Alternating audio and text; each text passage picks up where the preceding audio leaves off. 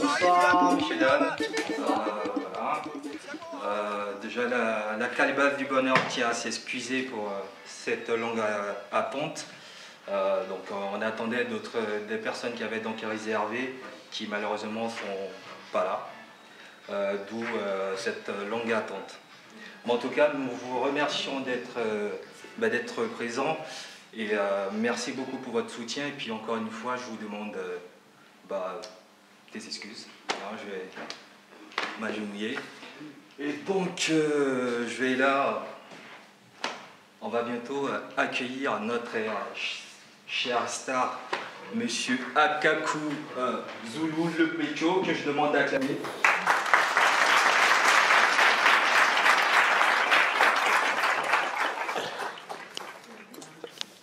Oh! Chérie, dépêche-toi! On va être en retard! Le train va partir! Hé, les enfants! Dépêchez-vous!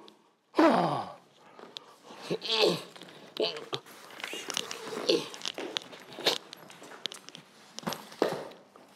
Les vacances en France, c'est sacré. C'est très sacré.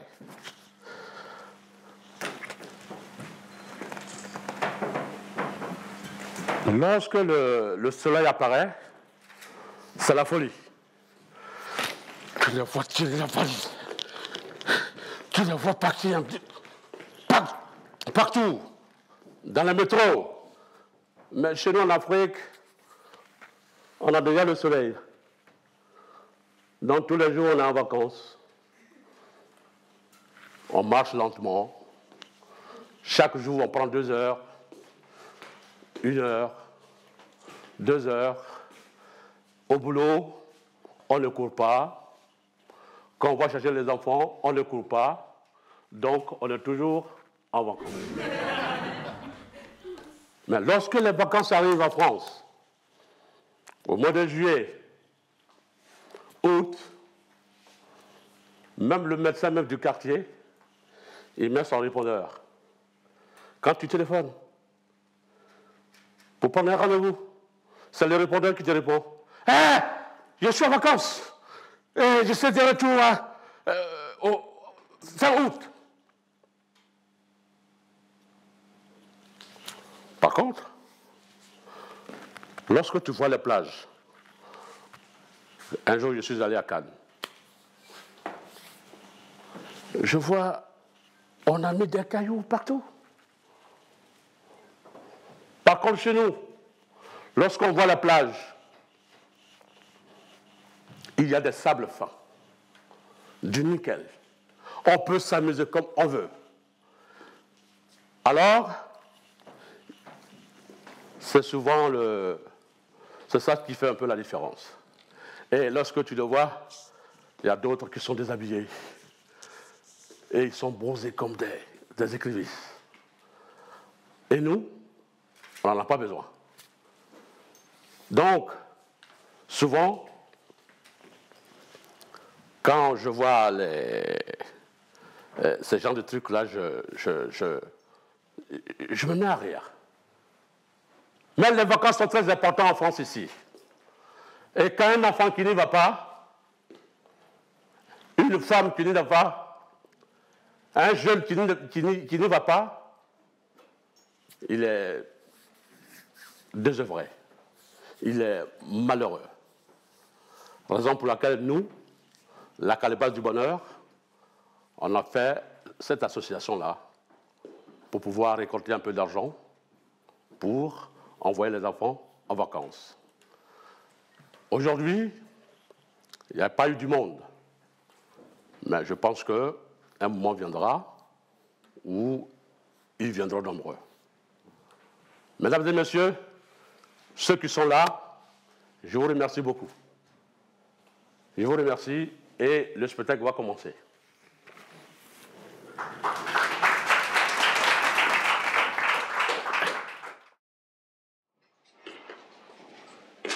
Comme nous sommes en vacances, je suis habillé comme un vacancier. Sinon, je vais vous parler de la forêt.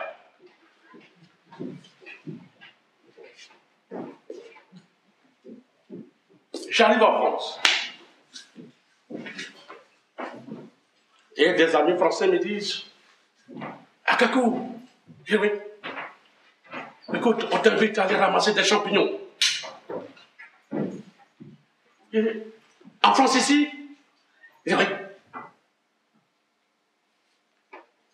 Je me dis, mais ça t'étonne, M. Kakou? Je dis, non, non. Nous, en France, on viage d'abord, on a jamais pensé qu'en France, ici aussi, vous ramassiez des champignons.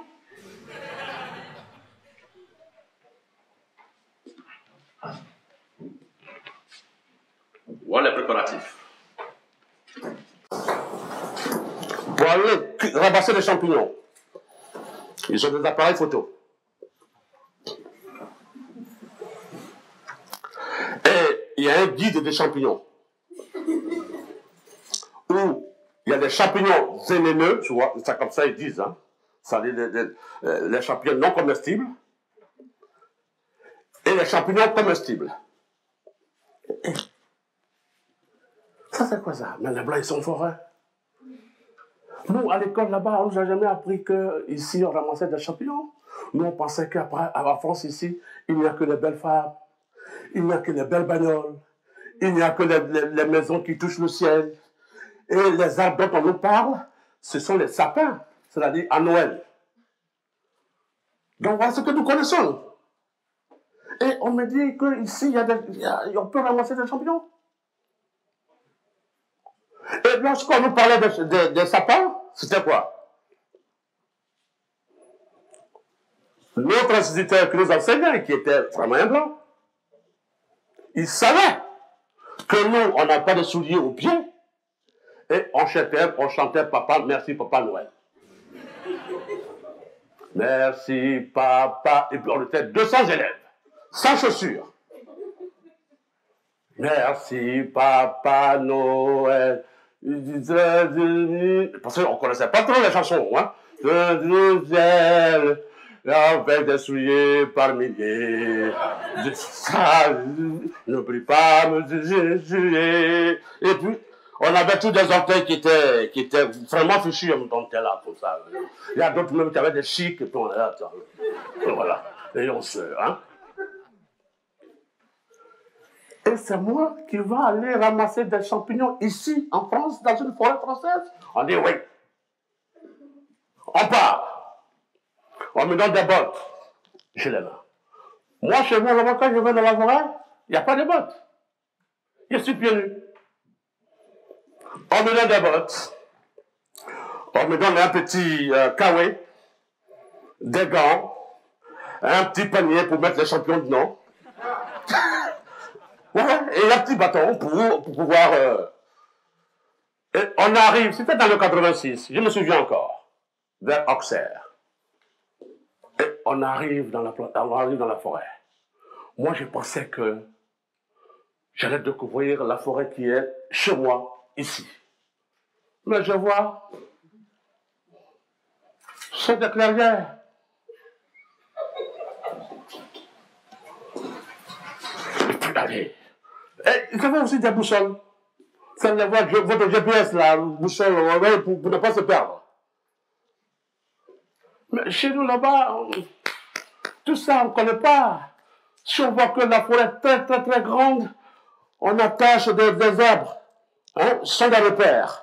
Ou on prend une machette, on enlève les écorces sur l'arbre, et puis allez, on continue. Et comme ça, on ne se perd pas. J'arrive dans la forêt. Mais j'étais content. Parce que depuis que je suis arrivé à Paris, ou en France, les cris des hiboux, les cris des oiseaux, tels que le hibou qui crie.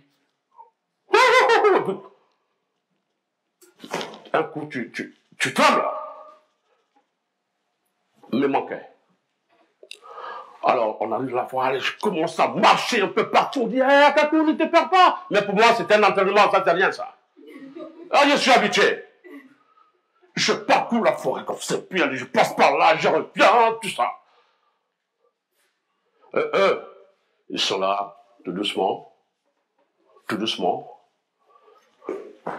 Je suis venu, je les ai rejoints, on dit, mais qu'est-ce que ça, tu es fatigué? Il dit, non, écoutez, non, ça va. J'ai tout parcouru. À un moment, on trouve un champignon qui est là. On dirait une cérémonie. Tout le monde approche. Ouais, tout le monde approche. Et puis on photographie. Et on ouvre le guide. Et on regarde. Et on compare la photo qui est dans le guide. Et on comprend. Je dis, oh non, ces gars-là, c'est pas possible. Mais nous, les champignons chez nous, on connaît qu'est-ce qui est comestible et ce qui n'est pas comestible. On se repère aux insectes. On se repère aux tortues.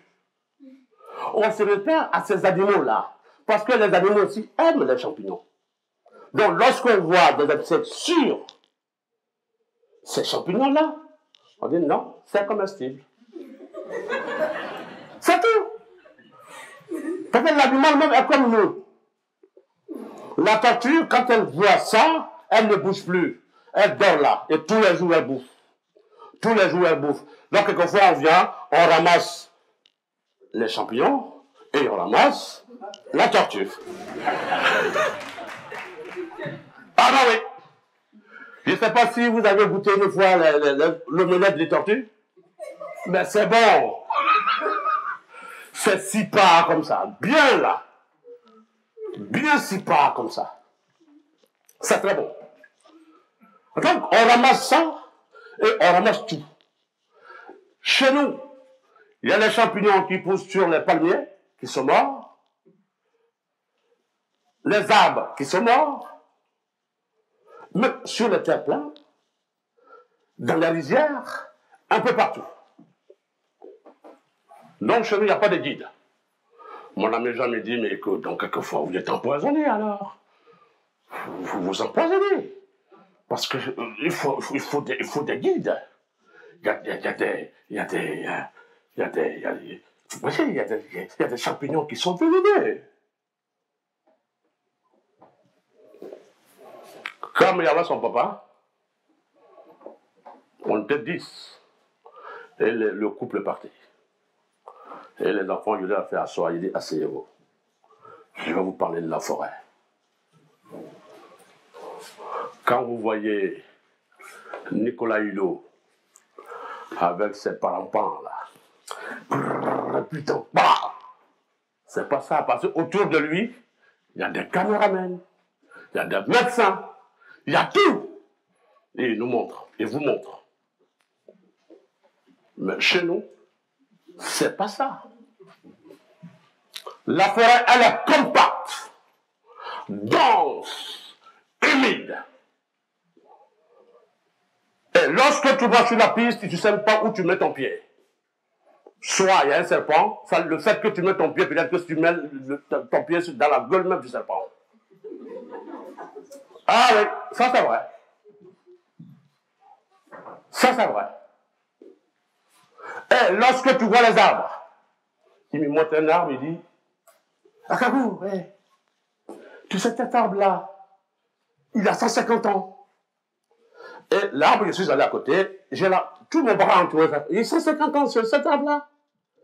Mais chez nous, ça, c'est la forme des arbres de chez nous qui ont 30 ans. Ah! Il dit, ouais. Parce que chez nous, tu vois un arbre, un homme entier peut rentrer dedans. Il y a des creux. Donc souvent, quand on est fatigué, on joue même au cache-cache dans la forêt. Ah oui. Et on se cache dans les arbres. Donc, ce que vous me montrez là, c'est pas la forêt. Alors, donc, quand je vois l'ancien président Al Gore, qui a été décoré, parce qu'il défend la forêt, j'ai dit non. J'ai dit non. Parce que lui, sa forêt s'arrête tout juste à son balcon. Les fleurs que sa femme plante là, c'est ça qu'il lui voit. Donc, ça l'apporte vous-même de l'écologie. C'est moi, Kakou. Quand je suis né là-bas,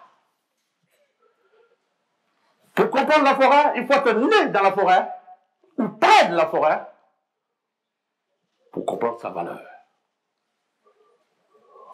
Tu as beau être un ingénieur, étudier la forêt, mais tu ne peux pas la comprendre si tu n'es pas né là-bas. Et c'est cette forêt-là. Blabé! Si je dis blabé, vous dites bien. Comme ça, vous décompressez, hein? Ouais, parce que c'est un week-end, il faut que vous décompressez. Vous êtes là pour décompresser. Blabé! Yeah. Voilà. Blabé! Yeah. Donc, je disais que l'ancien président, Al Gore, il a été décoré par le monde entier. Parce qu'il a fait un business des écrans. Et il démontre comment on appelle ça, la rivière, le fleuve, les glaces, etc., etc. Mais je lui ai dit de faire son business et de nous laisser tranquille. Quand Nicolas il aussi en parle, il dit, fais ton business et tu nous laisses tranquille. Parce que la forêt, c'est nos parents, c'est leur vie. La terre, elle est nourricière. La forêt aussi, elle l'est encore. Ce n'est pas toutes les terres qui est nourricière. Le désert n'est pas nourricière. Tu arrives là-bas, tu crèves. Tu te fais 2 jours, tu es mort. Mais la forêt de Dibole-Bampa, tu as tout. C'est mon village de Dibole-Bampa. C'est là-bas que je suis né. Et je suis fier. Parce qu'il y a d'autres qui montent, il y a des Africains qui montent en disant non, je suis né à Abidjan, je suis né à Douala. Mais moi, je dis que je suis né à Dibole-Bampa. Il n'y a pas de voiture qui va là-bas. Hein? Et le seul taxi brut qui y va là, quelquefois, il fait pousser. C'est une parenthèse. Parce que quelquefois, quand les gens écoutent mon spectacle, ils disent que non, quelquefois, écoute, Alex, tu nous parles ça, et après, on perd le fil. Oui, c'est vrai, moi, je suis pas un professionnel, raison pour laquelle je fais ce spectacle-là, pour faire ça autrement. C'est-à-dire que rien n'est... Voilà. Je ne sais pas si vous avez compris. C'est-à-dire que c'est pas synchronisé et on y va. Donc, lorsque on arrive chez nous, parce que c'est pour préciser bien le village où je suis né, parce qu'aujourd'hui, vous parlez en français. Quelquefois, mes enfants me demandent, papa, mais tu parles bien français, non? Tu peux me dire que tu es dans un village? Je dis, mais je suis dans un village. Je suis dans un village, c'est grâce à, voilà. C'est l'école qui a fait que je sais parler français, sinon je suis dans un village. Donc le seul taxi brousse qui ravitaille la ville à mon village, quelquefois, il faut prendre du tabac en poudre, là. C'est que nous, maman, et puis on met dans le réservoir comme ça. Ah mais non, c'est la réalité. Et on pousse. Et quelquefois, ce sont les passagers hein, qui descendent pour pousser. Les passagers descendent pour pousser. Le taxi ne peut plus monter la colline. Donc tout le monde descend. Et on pousse. Donc quelquefois, voilà ce que nous mettons. Voilà d'autres chaussures. Hein. Ça, c'est ça, nous mettons. Ton papa t'a acheté ça, tu es content, quoi. Ouais, mais comment? On pousse, on dit que ça démarre. Avec ta valise, tu poursuis le camion français, ça n'a pas de frein. Ah mais oui, ça n'a pas de frein. Puis quelquefois, le chauffeur, ça n'a même pas de rétroviseur. Non, il n'y en a pas. Là-bas, il n'y a pas de contrôle technique. Quelquefois, quand je vois les belles voitures ici, ils me disent non, c'est fini, ça, on met ça. Non, il y a ceux-là. Amenez ça en Côte d'Ivoire là-bas, vous allez voir. On va retaper ça, vous allez voir. Là-bas, on descend sous même, et puis voilà. Donc, je disais, c'était une parenthèse. Donc, on revient sur la forêt. C'est ce fil-là que, quelquefois, les gens ne comprennent pas. Donc, on revient sur la forêt. La forêt de mon village. Il n'y a que tous les animaux, les espèces, tous les rivières, grouillent de poissons. Et de beaux poissons. Ce n'est pas comme le poisson de Carrefour. Mais nos poissons là-bas font du sport. Non, ils n'ont pas la graisse, hein. Comparez bien, quand vous achetez, désormais, quand vous allez à Carrefour, et vous enlevez la peau du poisson, il y a la graisse. Il y a la graisse entre la peau et la vraie chair. Mais le poisson de chez nous, il fait du sport. Parce qu'il voyage loin. Et il revient. On y va. Et tu vois les biches, ce qu'on appelle chez nous la viande de brousse.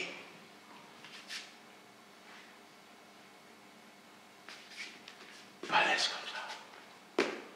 On n'a pas besoin d'aller à Carrefour. Non. Nos papas, ils tendent des pièges, des centaines. Et sans GPS, hein, on sert, le papa même, quelquefois, même le dimanche comme ça, il n'a pas envie d'aller au champ. Il t'appelle, il dit, hé, Agagou, viens. Tu vas aller au champ. Tu sais, lorsque tu arrives là, il y a un arbre à côté. J'ai tendu un piège là. Plus loin, j'ai encore un autre piège. Et à côté de l'eau, là, j'ai 2 pièges. Et de l'autre côté, j'ai un 4. Ah, mais c'est ça. Et sans GPS, ton papa t'a dit, mais effectivement, il faut aller voir si ces pièges-là n'ont pas pris de gibier. Et à l'époque, il n'y a pas de portable, donc tu peux pas dire que papa, je n'ai pas vu. Hein? Donc, raison pour laquelle, quelquefois, c'est vrai, vous remarquez bien, entre les Européens et les Africains. L'Européen, il a pris son petit carnet. Il prend note. S'il va aller chez le médecin, il met le jour et la date. Il va envoyer l'enfant quelque part, il met le jour et la date. Même sur le frigo, il y a tout. Mais nous, on n'a jamais de carnet. On n'a pas ça, tout ça, les calepins. On n'en a pas. Ça est dedans. Parce que tout ça, on a appris ça comme des gosses. Tout ça, on a appris ça quand on était gosses. C'est-à-dire que tout ce que le papa fait, il faut que nous sachions tout ça. Et tout est oral. Alors, un jour, mes frères et moi, mes grands frères et moi, on était en train de débroussailler dans la forêt.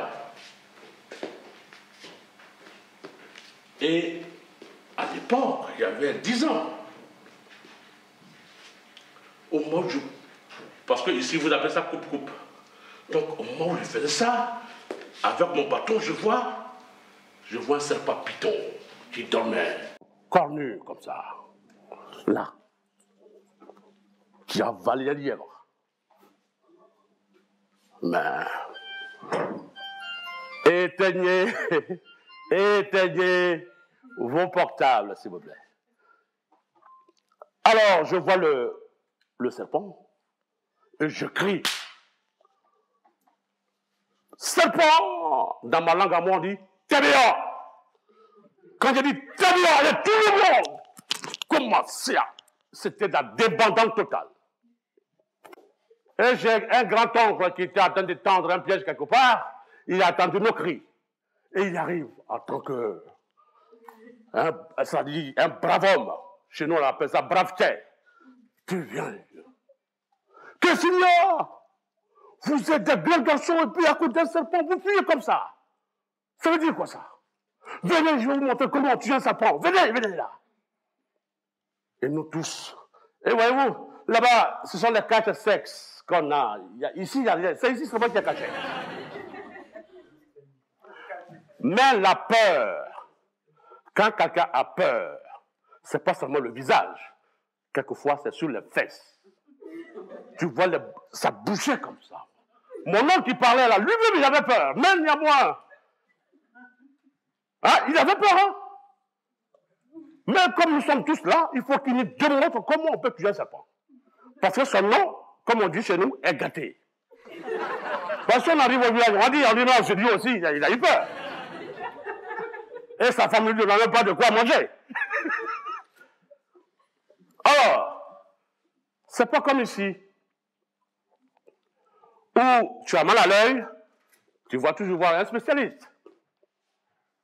Donc lui, il y a longtemps, il commençait à vieillir. Donc, il voyait plus clair. Mais néanmoins, il fallait qu'il assume. Alors, il coupe un bois, puis allez. C'est un bout pointu, là. Il fallait pour piquer le serpent. C'est un bout pointu. Et il nous regarde. Il dit, regardez-moi comment on tue un serpent. Des imbéciles comme ça, vous ne mangez pour rien. Mais, entre parenthèses, ce serpent-là, vous pouvez même danser à côté de lui, il ne se réveille pas.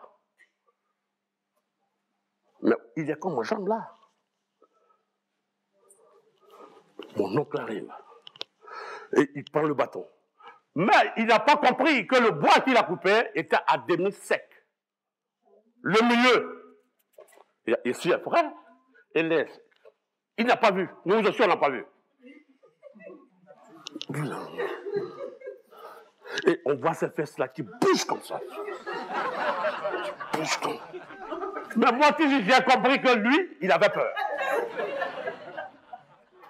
Mais mes grands frères, eux, qui étaient... Ils disent non. L'oncle là, c'est pas bon. Il a peur. On dit, comment tu vois, tu dis, regardez ces fesses-là.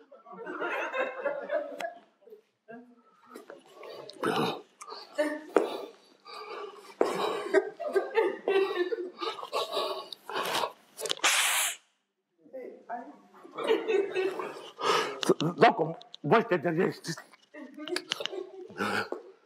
Et puis le gars, il s'est soulevé pour piquer entre les deux cordes. Et il a raté. Quand je raconte ça à mes enfants, ils disent, non, papa, ça, ce sont des rêves, ça. Non, tu mens, ce sont des contes, ça. Non, c'est la réalité. C'est pour vous souligner combien de fois notre forêt à nous, elle est dangereuse.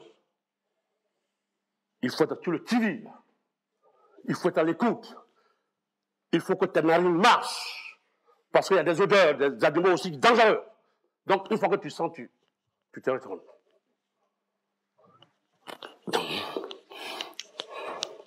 Regardez, je le tue, hein. Des imbéciles comme ça. Donc, vous pensez que c'est à l'école, là, seulement que vous allez être.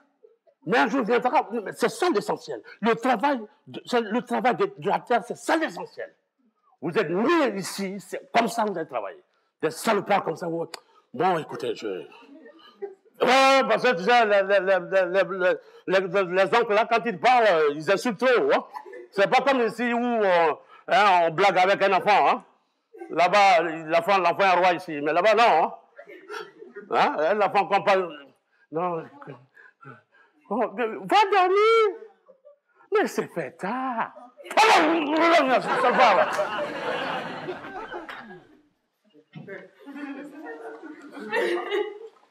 Ici, quand tu parles comme ça, on dit tu traumatises un enfant.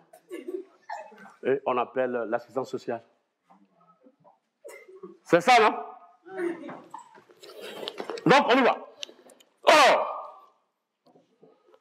Mais, ce qu'il a oublié, c'est ce que je vous disais. Il y avait une partie qui est fraîche et une partie qui est sèche. Le gars se soulève avec toute sa force et il rate. Et il tombe sur le serpent. Et les deux cornes là, lui piquent là. Mais nous, on est déjà partis. Après ça, moi, je savais qu'il allait rater. Donc lui, il pensait que le serpent l'a mordu. Mais non. Nous, les jeunes là, on ne sait pas comment ce vieillot l'a fait et il est venu dépasser. En courant. Il était devant. Même le grand coureur kenyan qu'on appelle Keino, n'a jamais fait ça aux Jeux Olympiques. Le gars nous a dépassés. Pa. Nous, on le suivons aussi.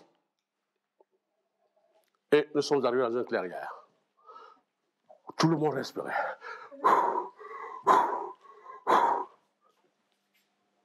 Il nous dit, les enfants, ce que vous avez vu là, n'allez pas raconter ça au village, hein?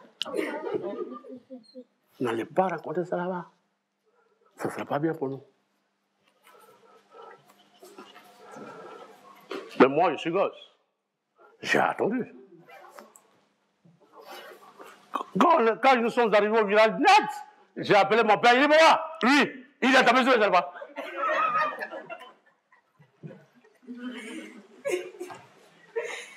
Sérieusement, cette forêt-là n'existait plus. Voilà. Parce que pour le business, pour des business, un jour, un Libanais est venu. Avec des grues, des caterpillars, etc.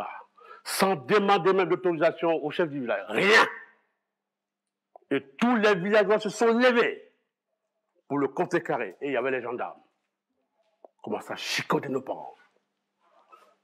Parce qu'il y a des bois, il y a du bois de nom, des bois précieux, qu'on coupe pour aller faire du business. Donc, quand on ne veut pas de l'écologie, dites-leur que dans mon village là-bas, ils l'ont tout détruit. Mesdames et messieurs, je reviens.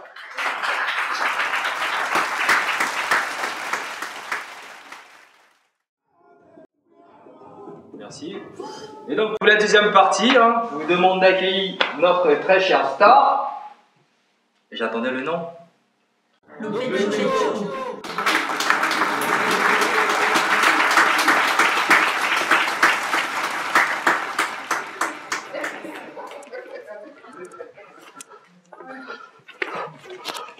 Platini, Tigana, Maurice Trésor.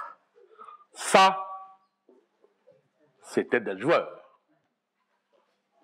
Ceux-là, ils mouillaient le maillot.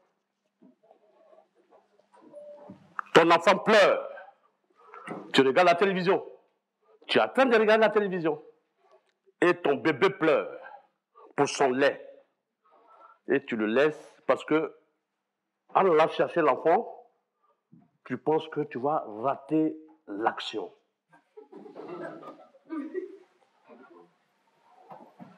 Je vous amène un peu dans le passé, parce que c'est le passé qui fait le présent. Lorsqu'on compare nos petits joueurs en Afrique du Sud, vous vous souvenez? En Coupe du Monde. Comment est-ce que des joueurs à qui on verse des millions arrivent là-bas et ils font grève? Tous ensemble, hein? Tous ensemble, mais tous ensemble, là, c'est moi l'ouvrier, c'est pour moi ça. C'est pas pour eux. Récemment, vous les avez vus? C'est aussi la même chose. Mais à l'époque de Platini, je lui dis, Platini, reviens mon gars. Maurice Trésor, reviens. en Espagne en 82. Non. On pleurait. Parce que tu regardes, tu es en train de regarder le match de football. Et là, tu ne sais plus comment avaler ta salive. Parce que c'est le bonheur qui nous l'a. Voilà, Ribéry, il est gaucher. Quand il dit, il faut aller jouer à droite, il dit, non, moi je joue à gauche.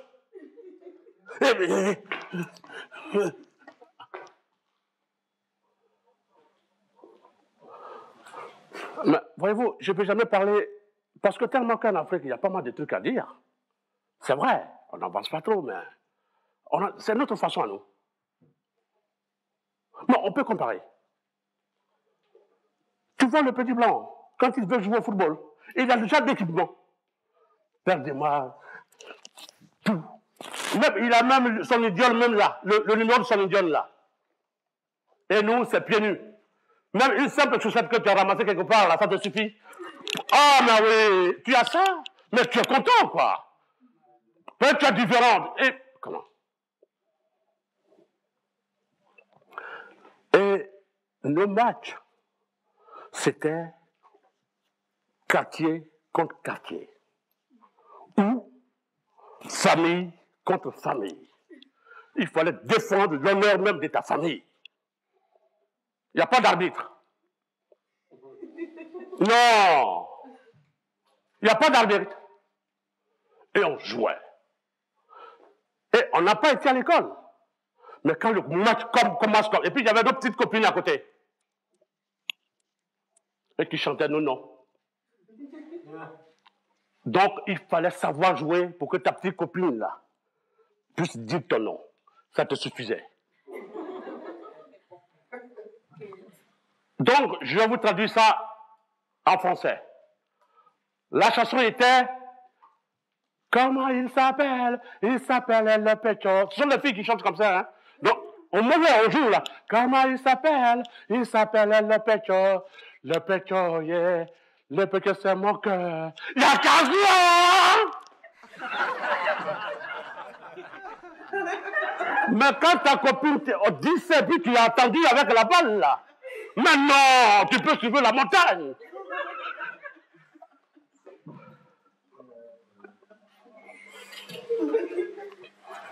Et on ne fait que défendre la famille Yakaku.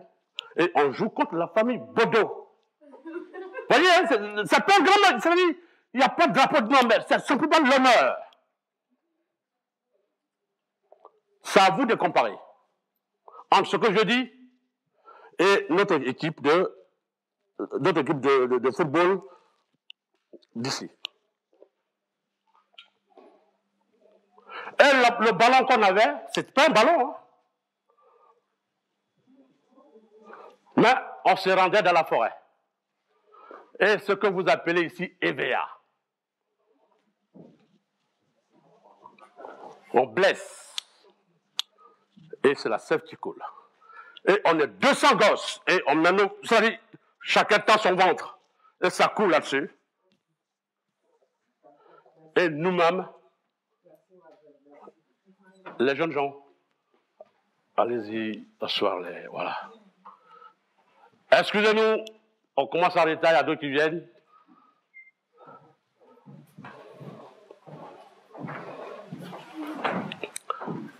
Alors, je disais, je m'excuse pour ce moment un peu, voilà. Donc je disais que, on allait dans la forêt, et on tendait nos ventres, et on commençait à faire les boules. Et on donnait à l'autre, et on venait à l'autre, et on faisait un ballon comme ça. Mais ce ballon-là, quand tu le tapes comme ça, mais tu as mal au pied. Mais néanmoins, à force de jouer, on avait l'habitude. Le match commence. Et tous, on était tous des artistes.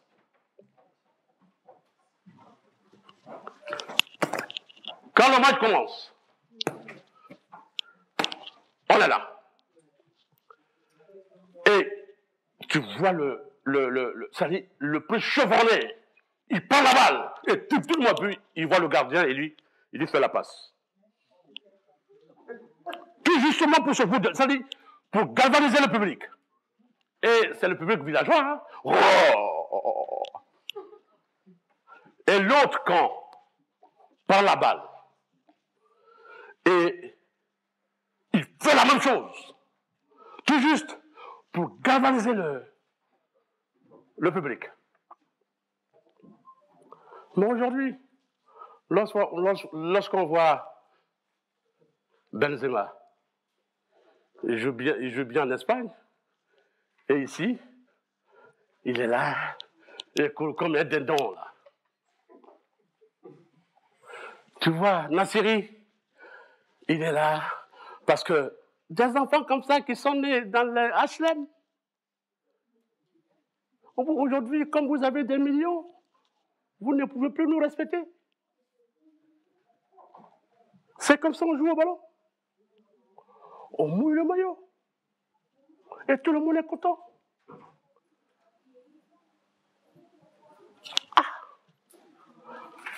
À l'époque, en Côte d'Ivoire, on avait un président, il les a attrapés et les a mis en prison. Tous les joueurs. Bon, ça ne peut pas se passer comme ça, parce qu'ici, il y a tout ça. Non, on ne souhaite pas. Mais, et pendant les vacances, quand on était aussi au collège, on jouait village, alors là c'est plus fort, village contre village. Et vous voyez les verres là dans lesquels on boit les champagnes là, comment on l'appelle? Hein? Des coupes. Nous, on ne connaissait pas ça, les coupes. Nous, on pensait que c'était vraiment des vrais verres bien, quoi. Quand j'ai vu ça à Carrefour, je me suis arrêté comme si j'ai commencé à rire. Pas ça coûtait rien. Mais là-bas, on n'avait jamais vu ça. Et on mettait des fleurs dedans. Nos grands frères, ils mettaient des fleurs dedans. Ils nous organisaient pour jouer au football. Mais pour ça, on se blessait, quoi. Parce qu'il fallait que cette coupe-là, on vienne brandir ça devant nos parents. Et on jouait.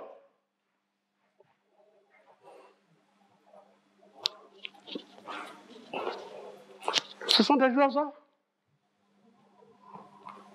Non. Nassiri, Benzema, même bon, écoute, Zidane, c'est vrai, il a pris la Coupe du Monde, ça c'est vrai. Bon, on ne le dit jamais assez. Lui, il a donné le coup de tête, en finale. Mais non, parce qu'on a insulté sa sœur. Mais nous aussi, on a peut-être 40 sœurs. Dans mon village là-bas, il y a plusieurs cousines, tout ça. On ne sait même pas. Parce qu'on a insulté ta sœur. Donc, c'est comme on dit chez nous, tu verses l'honneur de la France là, tu verses ça par terre. C'est pas bien. C'est pas bon. Nous les ouvriers, on n'a pas trop de distractions. Donc c'est le football, quelquefois un bon film à la télévision, parce qu'on n'a pas d'argent pour aller au cinéma, aller souvent au cinéma. Donc, tous nos plaisirs, c'est ça. Donc, si vous connaissez Benzema, si vous connaissez Ben Arfa, si vous connaissez même Thierry Henry, il est bien parti. Tous ces gars-là, il faut qu'on les licencie, sec, sans préavis. Ce n'est pas bien.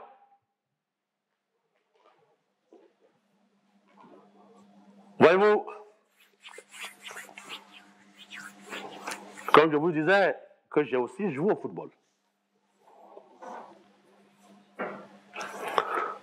Mais il y avait devant des vrais artistes.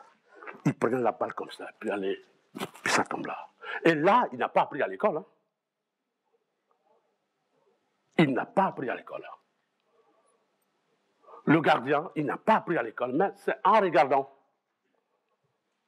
Et voyez-vous, à l'époque, au village, il n'y a pas de... C'est-à-dire que lorsqu'on parle soit de Pelé, par exemple, et qu'au village, là, tout le monde parle de Pelé, c'est que franchement, il est fort. Ça veut dire qu'il joue bien, parce qu'il n'y a pas de publicité, on n'a pas de radio. Il n'y a pas de radio. Le seul poste radio, c'était un fonctionnaire à la retraite qu'il avait. Et quelquefois, oh putain, je me souviens encore. Quelquefois, je me promène dans les rues de Paris et puis je vois les postes radio qu'on jette. Quelquefois, ça me fait mal au cœur. Je dis, hey, c'est ça là. Quelquefois, je prends, puis dans la rue là, et puis je le mets là, et puis je vais au boulot. Ça va, quelquefois, même les chaussures là. Parce que ça m'a manqué les chaussures. Donc quand je vois les Adidas, les Nike, et je dis, mais c'est pas vrai ça. Ça, c'est quoi ça? Alors donc, quand il y avait les grands matchs du pays, lui, il venait sous l'arbre à palabre. Et c'est là, tout le monde se réunit. Et il faut voir, tellement que le village est peuplé, ça dit, le cercle s'étend jusqu'à la rue qui passe là-bas, là, au métropole port. Et lui, il est au milieu, et il a la radio comme ça. Donc, quand il lui écrit, on n'a rien compris, hein, nous tous, on dit non, c'est pas vu, ah, c'est pas vu. Alors, non, mais c'est la réalité. C'est la réalité. Et, quelquefois, le français, il est compliqué au village là-bas pour nous. Voilà. Donc, lorsque le journaliste disait corner, nous, on pensait que c'était un joueur. Ah oui! Nous, on pensait que c'était un joueur. Corner, ça veut dire que, bon, la balle est partie dehors et il faut jouer le corner. Mais nous, on pensait que c'est un joueur. Hors-jeu, tout ça. Quand on dit, voilà, il y a un hors-jeu. Oh, mais c'est monsieur hors-jeu, là, même. Bon, il joue bien. Ça après, maintenant, qu'on nous a expliqué, non. C'est quand tu es à l'enfance. C'est là on a compris. Mais c'est pas un joueur. C'était bizarre, mais c'était comme ça.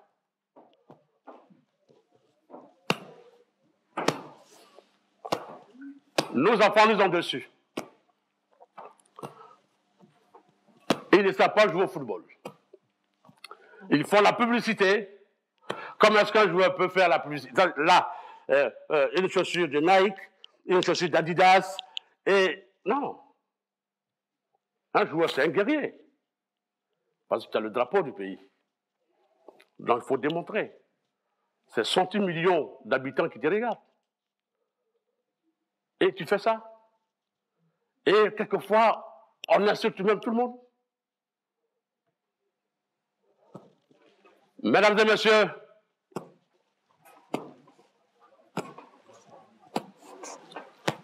asseyez-vous et je fais le dernier. Mais je disais que si vous connaissez Benzema, tous ces messieurs-là, dites-leur qu'on ne veut plus de ça.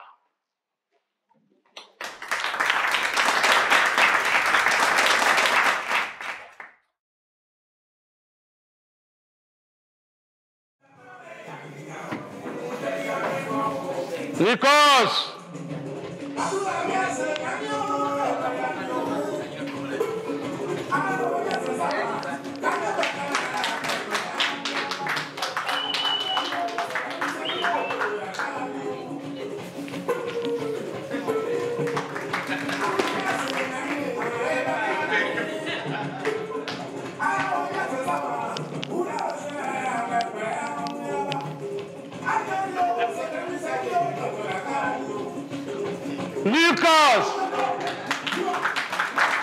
Nikos! Merci, Nikos. Toi, tu es un blanc noir. C'est un peu contracté. Hein. Voilà. Je vais parler d'ici, mais j'ai amené mon ami. Alors, donc, récemment, j'arrive dans mon village et tous les jeunes de mon village viennent. C'est comme ça chez nous. quand tu es absent longtemps du village, tous les parents, les sages, les jeunes se réunissent pour venir te demander les nouvelles. Ils sont venus avec des poulets vivants, des moutons vivants, des plats de riz avec escargot, des plats calis bien préparés. Et c'est la fête, quoi. Et parmi eux, les parents me disent, il y a un parent qui me dit, mais Akakou, en France là-bas, c'est comment? Parle-nous un peu de la France.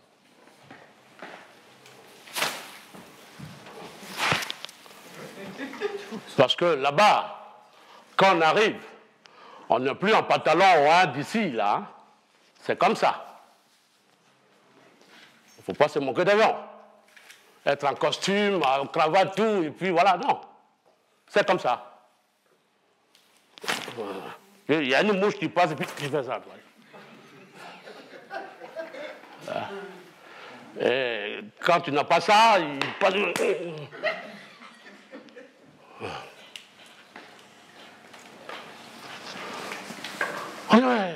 Même l'avion, c'est comment? Donc tu as pris l'avion alors? Il dit oui. L'avion qu'on voit dans le ciel là? Il dit oui. Mais là-bas, c'est comment? Pour la première fois, j'ai dit, ah les gars, pour la première fois que j'ai pris l'avion, je vais vous en parler. Ils ont commencé à crier, l'avion! Mais voilà dans l'avion. Sur les billets d'avion, il y a le numéro des sièges. Mais moi, je ne connais pas. Donc je me suis assis là. On dit non, chaque fois qu'on vient, on dit non, c'est pas votre place. J'ai changé de place plusieurs fois. Jusqu'à ce que je trouve maintenant ma place à moi.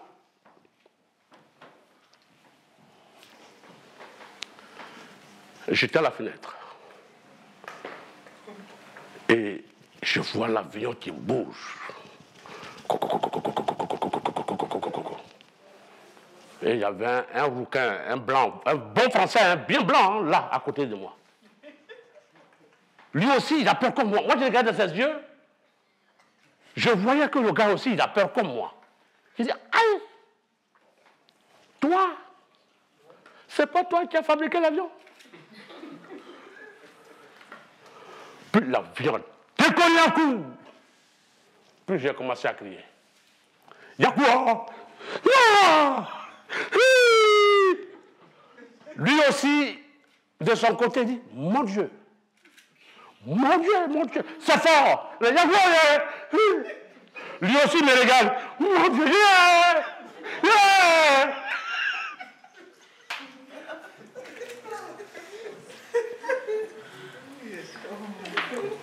Nous deux, le rouquin et moi, on criait jusqu'à... Et l'avion s'est redressé. Il me demande, ça va? Parce que tu sais, le français, oui. Et oui, ça va.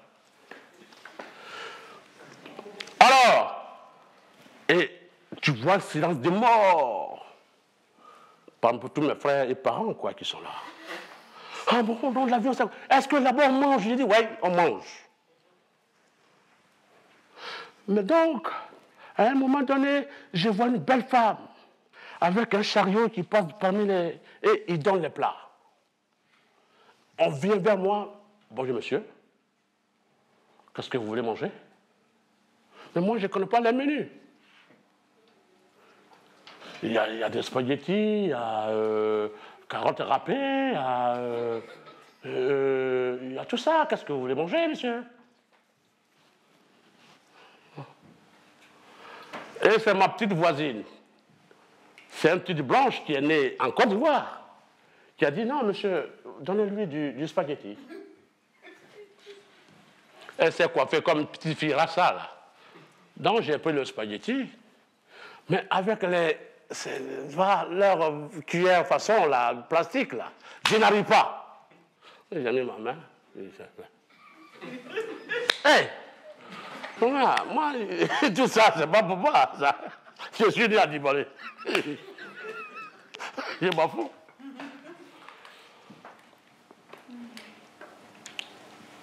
On arrive à l'aéroport Charles de Gaulle, là. Donc, on entend les bagages. Et tu vois comment, on appelle ça comment? Tapis roule, voilà. Qui roule comme ça. Et je vois mes bagages qui viennent au loin là-bas. Bah, tu sais, le bagage d'Africain, on connaît. Quand tu viens d'arriver là, tout est, tu vois. Il y a des filles, tu vois, machin. Donc, pour moi, connu. Voilà, pour moi, je connais ça. C'est la seule valise même qui ressemble aux autres. Donc, voilà. Ça vient là-bas. Ça vient. Et la petite fille dans l'avion, elle m'a dit, monsieur, non, ça va venir vers vous. J'ai dit, ah non, oui, ça va venir là. Et c'est venu. J'ai pris. À la sortie, voilà les douaniers. Bonjour, monsieur.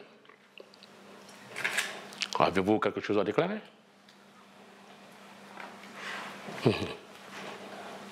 Monsieur, avez-vous quelque chose à déclarer? Non, vrai. Dedans, il n'y avait rien. Il y a igname, il y a banane, il y a avocat, il y a kéké, il y a tout ça. Même il y a poisson fumé. Quand il a besoin de... Oh, ça c'est moi ça, il dit oui. Il dit bon, allez-y. Il est fermé, je suis parti. Je sors de l'aéroport et je regarde dans le ciel. On dirait le soleil a honte d'apparaître. Je dis par là qu'il n'y a pas de soleil même. Je vois les immeubles partout. Mes parents ont dit, ah bon? Non, là-bas, ils sont comme des oiseaux alors. Ils dorment en haut. Il dit non. Ce sont des habitations. Mais comment ils font pour descendre? Il y a ascenseur. Ah ouais, mais écoute, ça, c'est pas une vie, ça. Nous, on a les grands coups, puis on se promène, et puis voilà, quoi.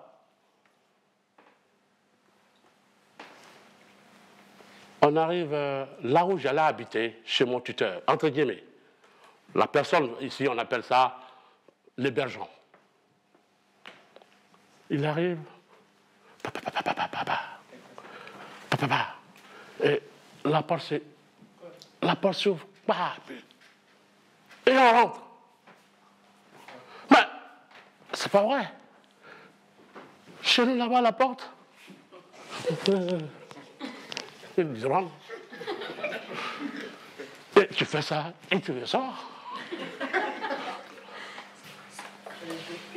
Ici, c'est ça. Oh là là! Donc, là-bas, c'est comme ça, je dis, ouais.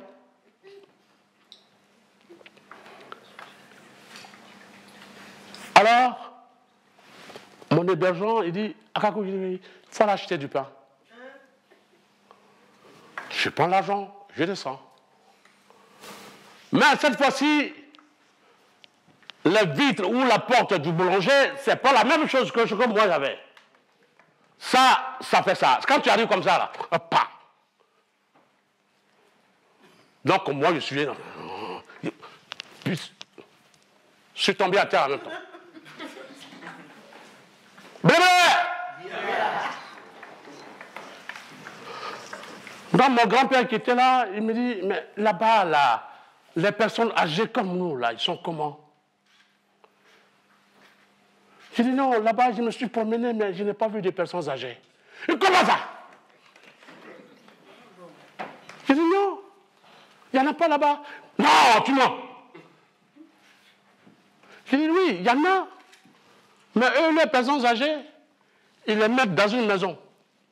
Et c'est là-bas ils restent.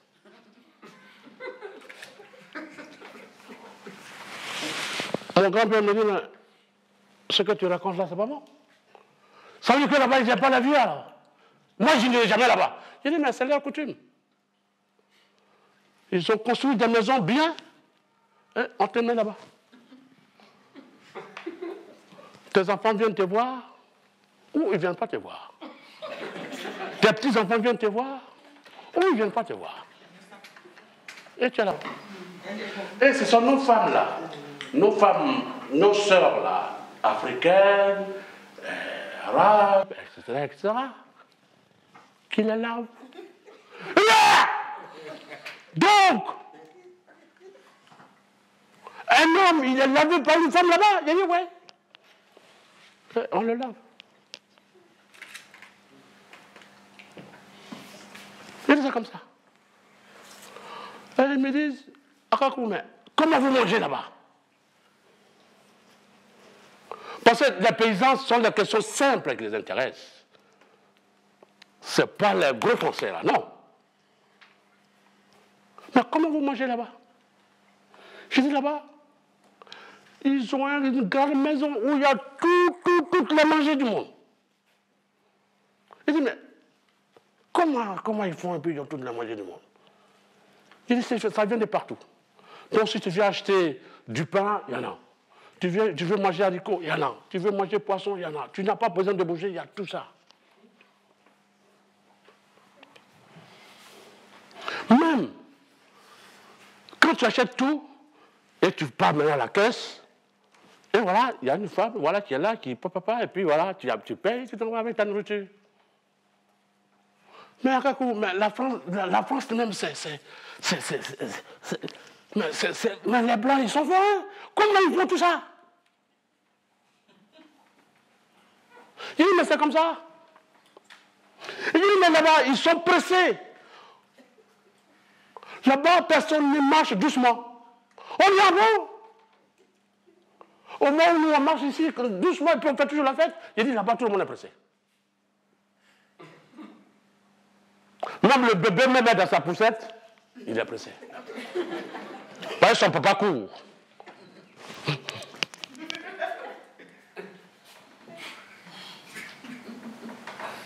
Même la femme est pressée. Tout le monde est pressé là-bas.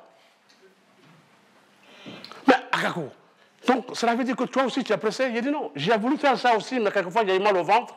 Donc je me réveille tôt, là où je vais là, je me réveille très tôt et je marche doucement pour aller jusqu'à je vais. Ah, toi, vraiment tu es bien, parce qu'on ne peut pas courir tout le temps là-bas. Il dit là-bas, tout le monde est pressé. Tout le monde. Ça court de partout. C'est bien. Est-ce que c'est la réalité? Je dis oui. Et là-bas, comment on soigne les gens? Il dit, ah, là-bas, c'est bien. Là-bas, on soigne les gens. Il y a tous ceux qui font les yeux.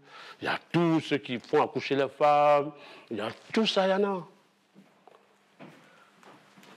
Il dit, mais chez nous ici, non, nous, on n'en a pas besoin. Nous, on a nos médicaments à nous. Parce que ce que les gens oublient, c'est qu'en Afrique, dans chaque village, à l'époque, il y avait un cardiologue traditionnel. Il vient, quand on était gosse, quand on avait mal à la poitrine, on allait chez le cardiologue. Lui, il est là pour la poitrine. Et tu t'arrêtes, tu te déshabilles, et il écoute ta poitrine. Et il tape, papa, et puis tu retournes. Et puis il écoute encore. Papa. Il dit oui, tu as telle maladie. Ça veut dire que ton poumon est trop collé à ta thoracique. Il faut que ta main. Et puis voilà. On nous soignait. Et le lendemain, on était guéri. Quand on avait la dysenterie, il y avait un spécialiste pour la dysenterie. Et on te soignait. Et quand on avait mal à la dent, moi, pour la première fois ici, quand on m'a amené chez un dentiste, j'ai tremblé comme ça. Et quand on m'a fait coucher sur son siège, là, mais le bruit, alors là, chez nous, non. On va en brousse et on cueille des herbes et tu ouvres ta bouche et non. Et c'est guéri.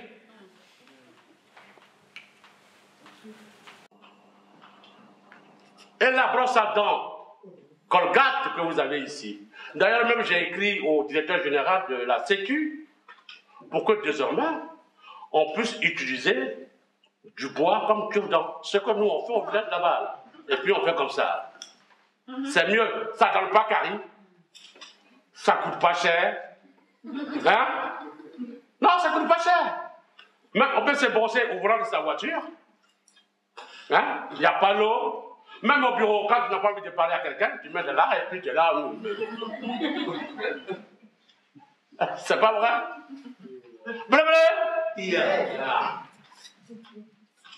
Non. C'était la réalité. Parce que les gens pensent qu'il n'y a pas de soins. Non, il y en avait. Même quand tu es fracturé, il y a ceux qui sont là pour mettre ça en ordre des pieds.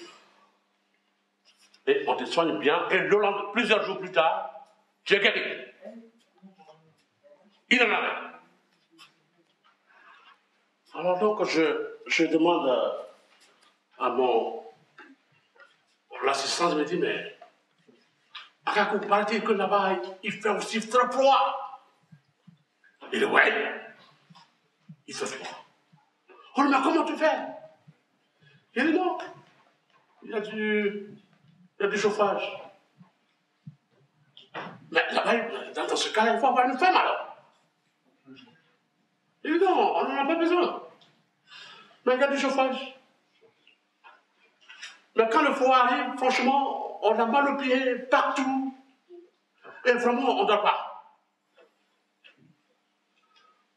Ah, mais écoute, Kakou, ce que tu dis là, c'est pas. Quel a fait ça, hein?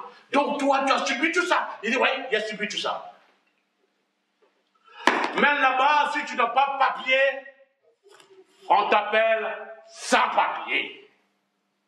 Mais si tu t'appelais Akakou, et que tu arrives là-bas, ton nom Akakou est mort.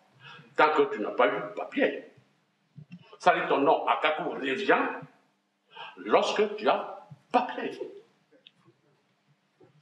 Donc on t'appelle sans papier. En beau, il dit ouais. On t'appelle sans papier. N'allez pas là-bas. C'est pas bon. Donc quand tu n'as pas... On dit, mais comment tu fais alors pour sortir? Il dit, quand on sort deux par deux. Et là, les yeux, on sait qui est policier et qui ne l'est pas. Ça dit 25 à la ronde, on regarde.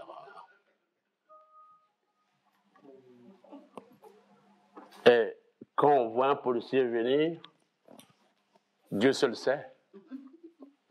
Soit on s'envole comme des oiseaux, mais Dieu seul sait. On dit, mais combien de temps tu as fait comment alors? Jusqu'à ce que tu aies tes papiers. Il dit, mon gars, je vais vous raconter une histoire. Je me promenais avec mon frère Koudou. On allait, on se promenait. Et d'un coup, on voit les policiers. On commençait à courir. Et il y avait une femme blanche qui était enceinte et qui tirait une valise. Je lui ai arraché la valise et j'ai tiré aussi. Et les policiers qui sont venus, ils m'ont dépassé. La femme me disait, mais c'est gentil, mais c'est bien, vous êtes galant. Mais non, madame, je ne suis pas galant, c'est ça que j'ai chaud. Depuis quoi m'a appris la galanterie? Ah ouais. Non, d'autres disent que c'est amusement en papier, mais c'est pas amusement. Et mon frère Koudou, lui, le kilo qu'il a eu, il est rentré dans un magasin d'habillement. Et comme aujourd'hui, il y a des mannequins noirs, il arrive là-bas, il imite les mannequins aussi, puis il est là comme ça. Pour ne pas qu'on l'attrape, vous voyez, il est là comme ça.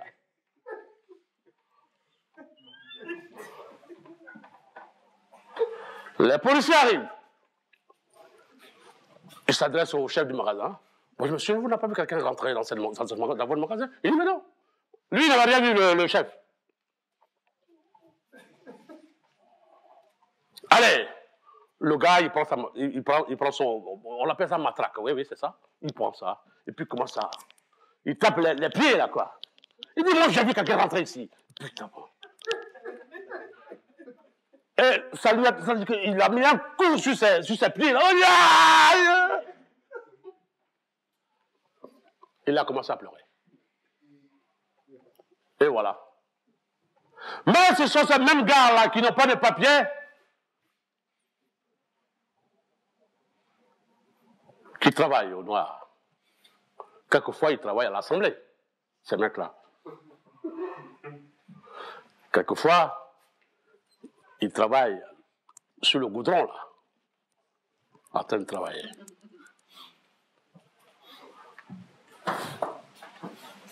Mesdames et messieurs, les sans-papiers, c'est vrai, mais ils sont aussi importants. Je vous salue.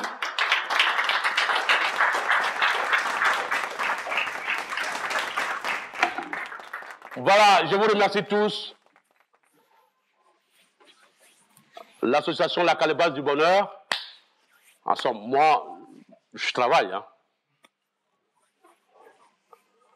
Mais m'amuser comme ça, c'est faire du théâtre ou raconter des trucs comme ça me plaît. C'est une passion. Raison pour laquelle les jeunes, venez là. L'équipe, venez ici. Dépêchez-vous, on va libérer les gens.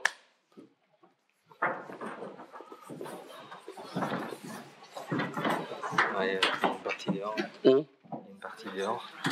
Ah, d'accord. Venez, on va aller chercher les parties là, rapidement. Venez, voilà. Venez, voilà.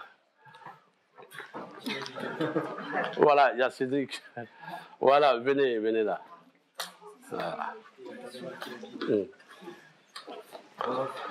Dépêchons. Armel. Voilà, dépêchons, voilà.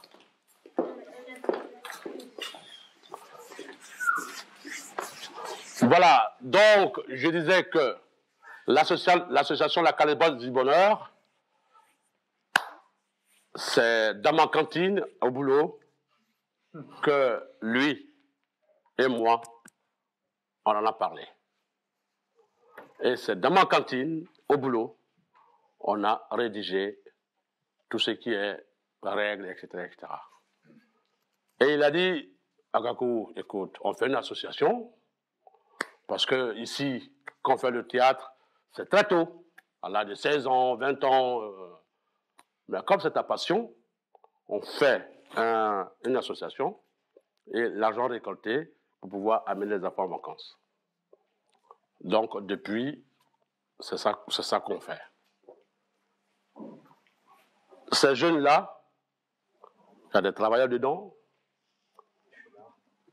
pas de chômeurs dedans, des étudiants et des travailleurs. Non, non, non.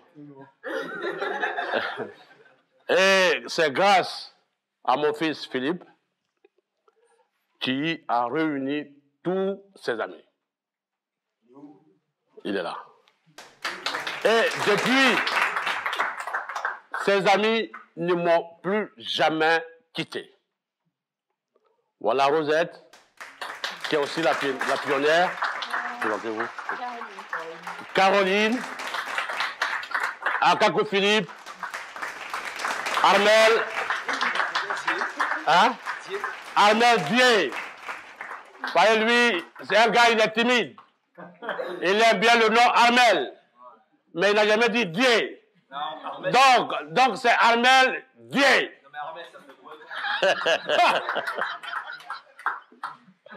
Laurent Volpe. Quand vous prenez de l'argent dans une banque et vous ne payez pas, c'est lui. Il va te chasser jusqu'à dans ton village. Non, justement, au village, on ne peut plus les avoir. Mais au village là-bas, on ne peut plus nous avoir. On est parti. Moi, il n'y a pas d'adresse. Là, il n'y a pas d'adresse. Hein? Hein? Ravi. Non, tu dis le nom en même temps. Voilà. Lui, il est venu. Ils sont présentés spontanément. Il y a lui, il y a Cédric et il y a Bruno. Et grâce à Philippe et l'ami de Philippe, voyez-vous, grâce à Philippe et son ami. Et ces jeunes-là, lui, il est cadre, c'est un Ivoirien cadre aussi. Voilà, il fait ça avec sa tête rasée, mais ce gars-là, c'est un haut cadre qui est là. Voilà des jeunes gens, franchement, je souhaiterais que vous les applaudissiez parce que c'est très clair. Un dernier truc. Donc, ces trois personnes, voilà leur sœur, c'est elle qui fait la photo, c'est la sœur de Bruno. Donc, Philippe, l'ami de Philippe, et lui, il amène sa sœur, voyez? Hein? Donc, il y a tout ça. Et ce jeune, lui, il va s'occuper du côté Internet, blog, tout ça. Parce que avant, on travaillait un peu dans le flou. Donc, il est venu, il dit, monsieur, je mets de l'ordre, tout ce qui est presse, tout ce qui est Internet et tout ça. Donc, je souhaiterais que vous les applaudissiez. Bruno, Cédric, Wally et leur sœur. Et depuis que j'ai commencé, il y a ma petite chérie Rosette, qui ne m'a jamais lâché. Elle habite loin, mais chaque fois que j'ai besoin d'elle, elle marche jusqu'à puis elle vient. Je souhaiterais que vous les applaudissiez. Voilà. Et je vous remercie d'être tous là, d'être venus. Et au mois d'octobre, ceux qui ont envie de venir, vous avez tous vous avez reçu mes flyers. Amenez-moi vos adresses. Comme ça, moi, je vous informe. Aujourd'hui, comme ce sont les vacances, raison pour laquelle, bon, il n'y a pas eu du monde. Bon, je comprends. Mais ce qui est sûr, ça va dépendre. Mais ne nous décourageons pas. Et vraiment, j'ai toujours besoin de votre courage, non, de votre, voilà, de votre présence pour que je sois toujours, voilà, pour que nous puissions vraiment toujours avancer. Je vous remercie. Et je vous souhaite une bonne nuit.